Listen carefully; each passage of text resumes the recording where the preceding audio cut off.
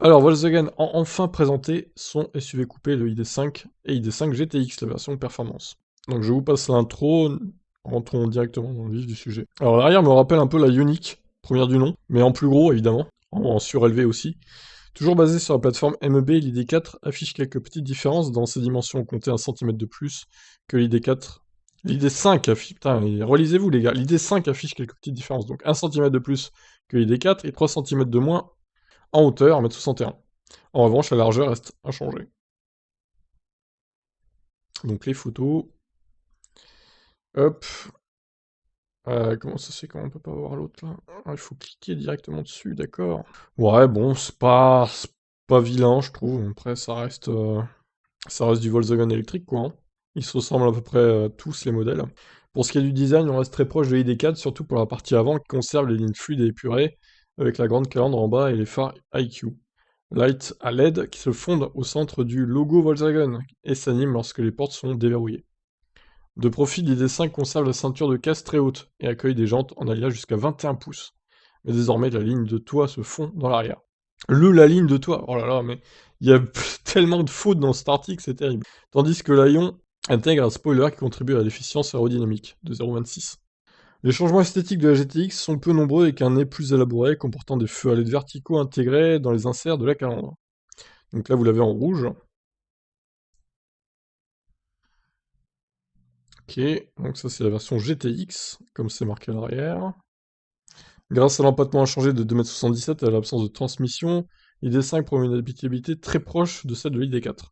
Le coffre a une capa comprise entre 549 et 1561 litres, tandis que la ligne du coupé a réduit d'1 cm seulement la garde au toit pour les passagers arrière. Bon, l'intérieur c'est la même chose, hein. Pas de gros changements. Voilà pour ça, hop, on passe. En termes de navigation, l'affichage tête haute a été augmenté, projette des indications sur la route à 10 mètres des yeux du conducteur, rendant encore plus intuitif le cheminement des trajets. Bon, c'est pareil que sur les autres, hein, du coup. L'arrière, du coup. Le coffre, voilà. La sellerie est sans cuir dans toutes les versions et peut également être commandée en art velours, matériau en microfibre dérivé des bouteilles recyclées. L'habitacle de la version GTX est pratiquement identique, mais on la reconnaît au siège sport et au logo ID sur le dossier et le volant. En outre, la plus sportive des ID.5 dispose de 5 modes de conduite et d'une gestion de la répartition du couple pour améliorer la traction sur les surfaces glissantes. Le conducteur peut régler le contrôle de stabilité sur le mode sport pour obtenir une voiture plus dynamique. C'est pas mal. Alors, la batterie, 77 kWh. L'entrée de gamme baptisée Pro, ce qui est pas très logique, pour le coup, développe 174 chevaux et abat le 0 à 100 en 10 secondes 4. C'est assez lent, hein, quand même. L'intermédiaire est la Pro Performance, de 204 chevaux, le 0 à 100 en 8 secondes 4, tandis que le haut de gamme, la GTX, 6 secondes 3, pour un 0 à 100, c'est pas la folie, hein. Pour 300 chevaux, c'est assez lent, je trouve aussi, hein.